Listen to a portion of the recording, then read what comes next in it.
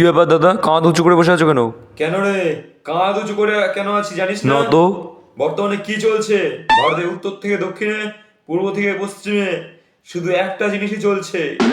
पुष्पा नाम सुन के फ्लावर समझे क्या? फ्लावर नहीं, फायर है। नहीं, फायर भी नहीं इस बार में वर्ल्ड फायर। ও, তুমি তাহলে পুষ্পা টু সিনেমা দেখতে গেছিলে? কেমন হলো সিনেমাটা? না না, আমি এখনো সিনেমাটা দেখতে যাইনি, সিনেমাটা দেখতে যাব। তাই শুধু ট্রেলারটা দেখেই আমি এখন প্রিপারেশনটা নিয়ে রাখছি, যাতে সিনেমাটা দেখে আসার পর সত্যিকারের পুষ্পারাজ হয়ে ফিরতে পারি।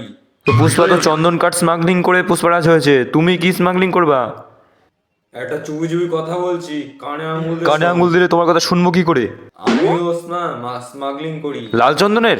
চন্দন কাঠের না, গাঁজা গাছের। কাউকে বলিস না যেন। কোথায় গাঁজা গাছ আর কোথায় লাল চন্দন, এই নাকি আবার পুষ্পারাজ হবে।